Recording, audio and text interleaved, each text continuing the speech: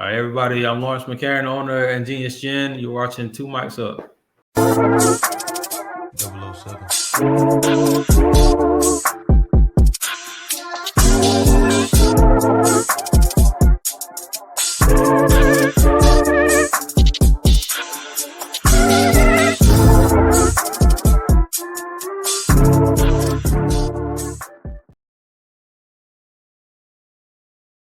What's happening, everybody? It's your man, Dame D, NYDC. Man, it's Two Mics Up Monday night. You know how we doing tonight? We got a special delivery, if you will. We're going to be talking about spirits. When I talk about spirits, I mean, not the spirits that you may get when you go to church or anything like that. But we're talking about grown-up spirits, adult spirits. And tonight's guest, man, I'm proud to have on, I've actually purchased several bottles. We've had the pleasure to meet at several different events, the Virginia Black Chamber of Commerce, the expo here in Fredericksburg over the last couple of years in different places. And tonight you're joining us, and we're going to talk about the genius, if you will, behind the gin. So without further ado, ladies and gentlemen, we bring to the stage Lawrence. How you doing today, brother? Ladies and gentlemen, this is Lawrence McCarren, man. He's the owner of InGenious Gin. Lawrence, how you doing this evening, brother? Hey, I'm doing good.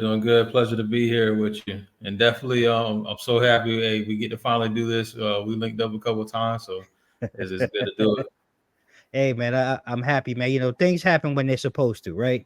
Mm-hmm. And like I was talking about, in the intro, man, about the excellence that you've put in, in creating your brand. But before we really dive into that, I always have to start, what does and who is Lawrence really, when he's not, operating, his brand and his business as the owner of Excellence Liquors.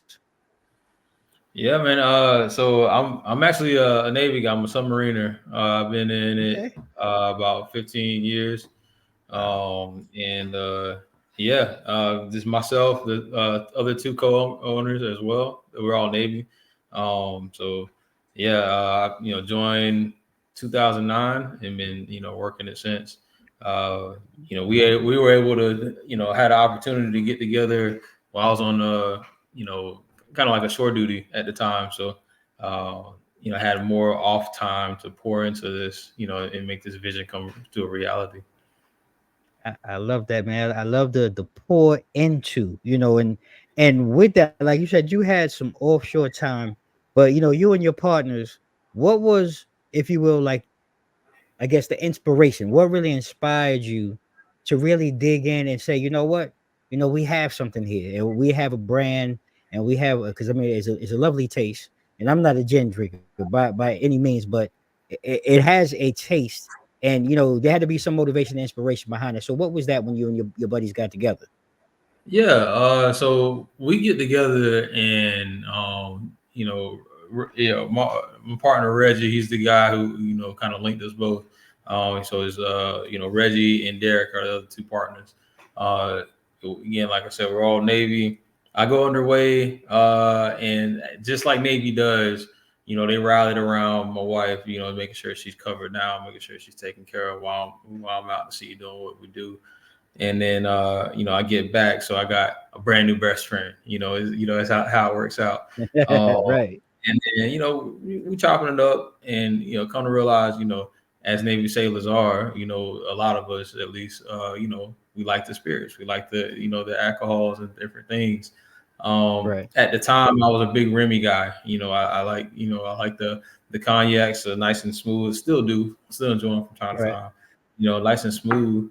But there's this other category of alcohol out there that really, no one's really coming with true quality, right? And I'm saying, right. talking about at the mass level, not to call out, spirits that ain't necessarily hitting it right, but we all know those brands that are everywhere, but they're not good, Right. And folks are giving them, a whole lot of business because there's no alternative. So we decided, hey, we're gonna try our hand with this in the alcohol industry, and just like folks who join the Navy, they ain't looking for the easy way. So we said, hey, what category of alcohol is the hardest market to get into? What's the toughest Interesting. way to do it? What's the market that's the hardest to get into? And that's where we settled on the gin, Okay. sector, and Mm-hmm. specifically because the alcohol industry is segmented by states. We said, hey, we're gonna Virginia because Virginia is Okay. the hardest to hit the ground running at. So the way we Wow. figured it, we can if we can do it here, if we can do it with gin, and we can do it anywhere. That's an interesting take because that was really one of the questions. You know, really peeling the layers back. Why gin, and really like help if you can from your expertise and things that you've the knowledge that you've acquired. What I know gin is one of the hardest, but what makes it so hard at the same time so special? When it comes to it, especially when you find that gin, like InGenious, that really has the blends and the flavors that it has in it. Yeah, because gin is an acquired taste, right? Mm-hmm. That gin, the thing that makes it gin is the fact that you got this juniper taste in there, and most people, don't immediately love that juniper taste. That Right. illegal style taste that's in there, and through through your experiences, through the time you had a gin and tonic at your sister's wedding or something like that, or the fact that your uncle used to drink gin all the time growing up. So whenever you drink it, you kind of think about those fun times and stuff like that. Yeah.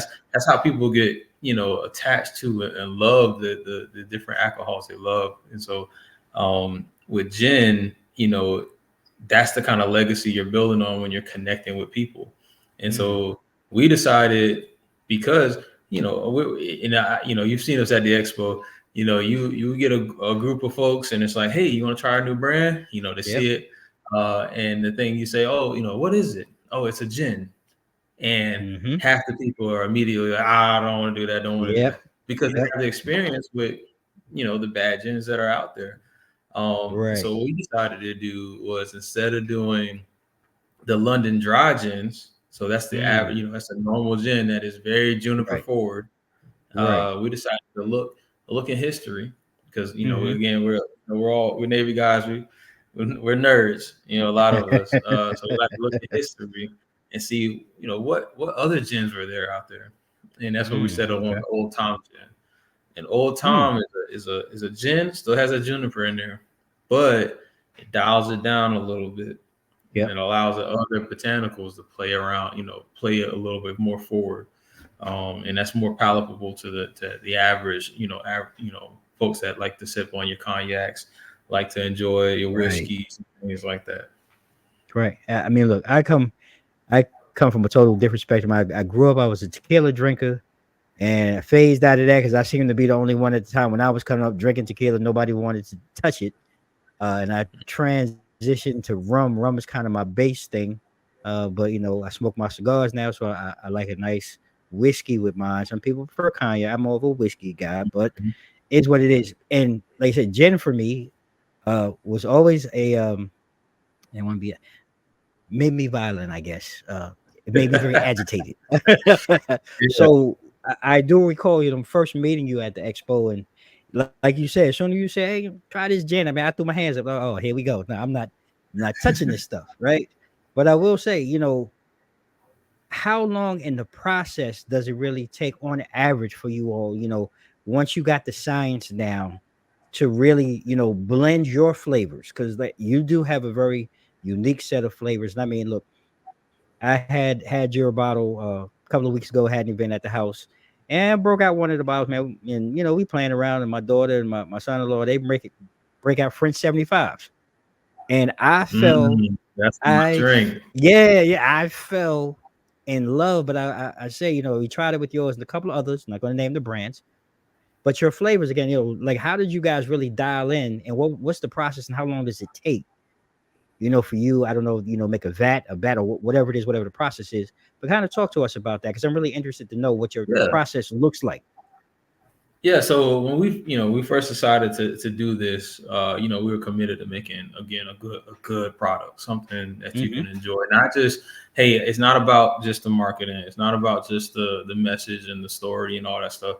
If this thing is on the table by itself, I wanted to be able to speak for it. So Right, so right. we decided we got together and we did an iterative process. We just for like 6 months we were making a little tasting, making a little tasting, making a little tasting, and slowly refining what we had to get to where it is now.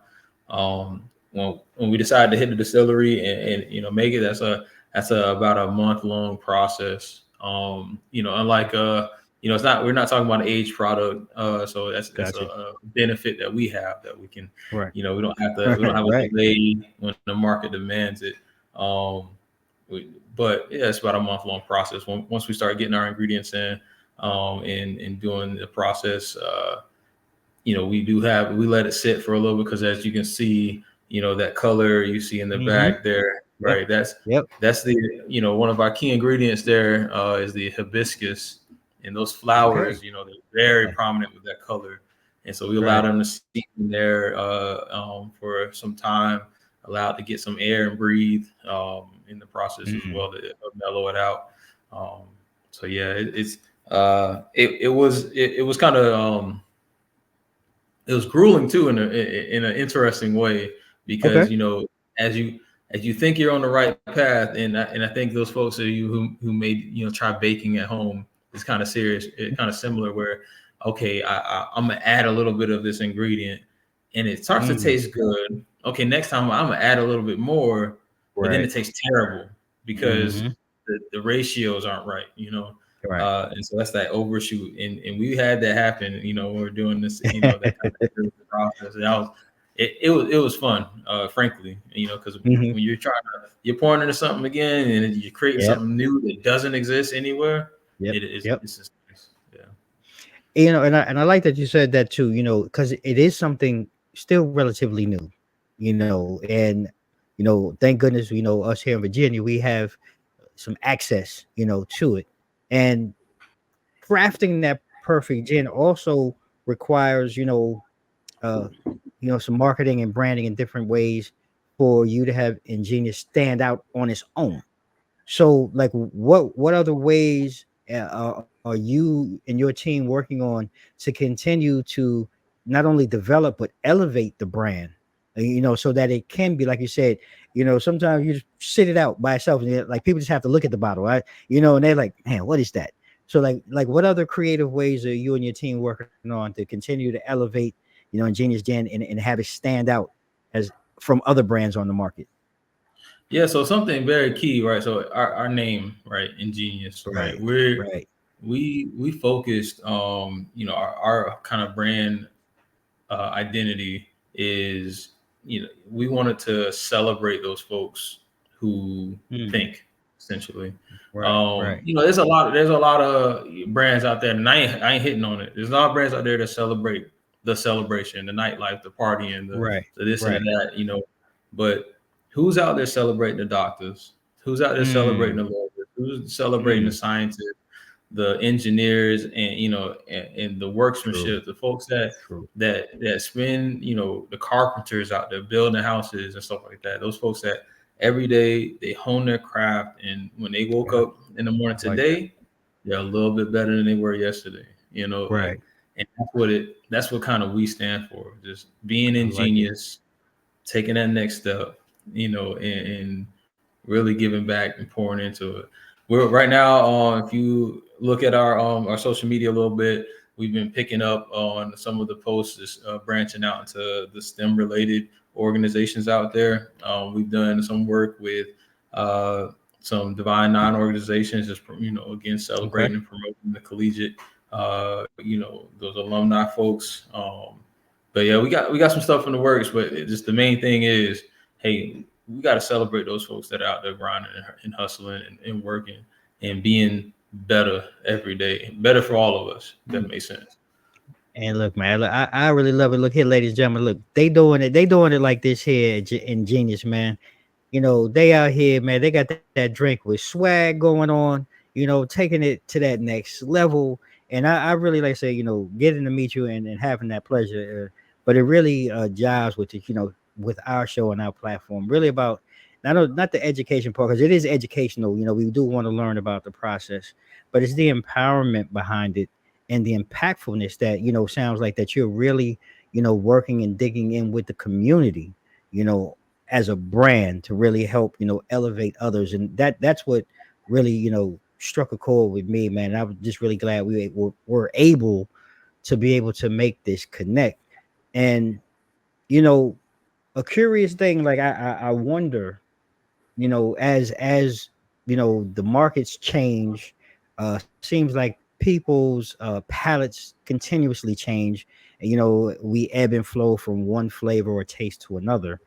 But as far as like the gin market is concerned, like how do you and your team and your partners maybe see the gin market itself evolving, like over the next few years? Do you maybe see any trends that you think that may shape the industry, or are you guys maybe sitting on something that maybe you're tinkering with that can help make a change or shape the industry?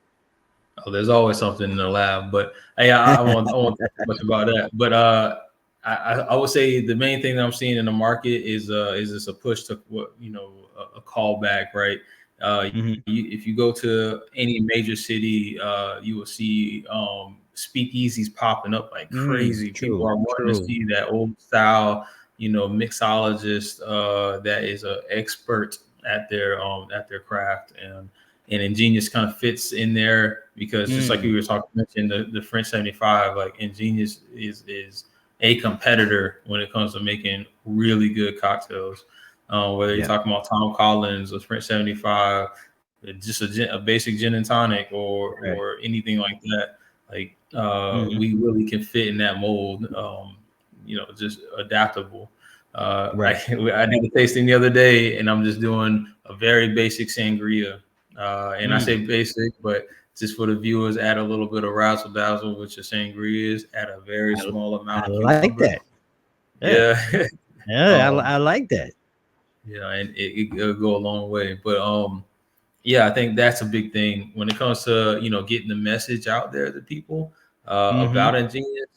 What our team we're looking into using, and we've used a little bit in the past, is I mean, just like you see it all over the place, but the influencer centric folks Hmm. are really dialed in on social media, looking at Yeah. the folks they follow for cues on what's nice in the market, what's good, what flavors are new. Um, Right. new and popping out there. So like that model is really getting it. Um, Mm. other things we're seeing is people want their dollars to mean something. That's It's right. not just about, hey, I want to spend some money to get something nice just for me. I want to get Right. something nice for me, and I wanted to say something to the world about me, right? Yes. Yeah. And that's what when we get behind those community organizations and we support these movements, right? Hmm. You're enjoying a nice cocktail. You can also say that Right. too. That you're supporting Mm. these movements and all. You're supporting, like that's why we show up every year. We showed up with the Black Business Expo. Yep. With the chamber. Yep. We're doing it every year because that's our message, and they're able to we're able to multiply their efforts That's with right. supporting That's so right. You know, and you talk about your team. So like, just briefly, like, let the audience know, man, who are some of the other brothers and members of the team that are involved, and what role do they play in helping you continue to craft and elevate, Ingenious Gin. yeah. So it's funny I'm doing this right here because I'm usually behind the scenes. That's me. I don't I'm a more numbers. I'm usually the one in the chat, saying, "Oh, wait, how much is that going to cost us?" Like those logistics. I'm that guy in the back, kind of. My partner Reggie, he is he's a salesman. And I say salesman, not in the way that you pull up to the car dealership and you're trying to dodge the people running out to you or something like that. But Right. he's able to connect with people immediately, Mm, in a way that I just see I don't see a lot of people able to do. correct. And so he's able to get to where people's needs immediately are, and tell them why we're the right answer for them. Mm, And then other partner, Derek, right now he's up in like kind of the New York area, growing InGenious up in those markets. that's what's up. Again, he's a level-headed, extremely level-headed guy. And when it comes time to, I'm trying to pinch those pennies, and we're looking at other opportunities. He's always, a very, very, very wise counsel with those That's what's moves. up. That's what's up, man. Well, salute to you and your team, man. You guys, man, keep cranking it out. And my people up in NYC, y'all checking this out? Go out and get you a bottle. Matter of fact, if y'all don't get one, I'll bring a couple next time I come home. We'll go ahead. We'll enjoy, the flavor, man. It's really, like I said, you guys are doing great work. Um, I'm curious though to ask too. So I know, like you say, I'm pretty sure you got things popping off in the lab and got different things going on. Um, but what are your future plans? Anything you can share, talk about, for ingenious gens, like any new products, any new expansions, like anything that we can expect to see on the horizon? Yeah, I mean, obviously, I gotta say, hey, first weekend in August, we're gonna be out there at the expo, the Virginia Black Business Expo, and that's a huge project for us. We pour a Right. lot of energy into that.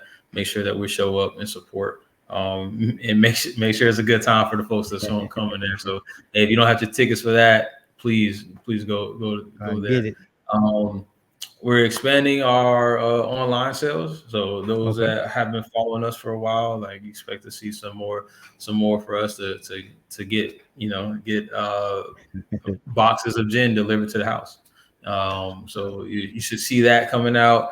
We're always on the lookout for partners. One of the anybody who's interested in partnering associated with the explosion in canned beverages, right? Mixed beverages that are canned. Mm-hmm. Yep. We'd love to explore that market as well. Vodka is really having a moment with that right now. Yep. We're seeing some parts with tequila coming into the Yep. market, Yep. but Yep. not seeing any gins yet exploring that. So Okay. that's a huge move that we're expecting to see out there. And then see, I think that's about it. The major things in the and always expanding in new markets. That's Um, what we're talking about. we have some presence in Florida, Virginia. Hey, we just recently got in full listing in the Virginia ABC stores. So All you go to right. your local Virginia ABC, we're there, right? We are there. So Congratulations. yeah, I appreciate Congratulations. Congratulations on that. it. Yeah, Hey, look, walk through man, the look, door. blowing up. That's right, Yeah. blowing up. Get that bottle, yo.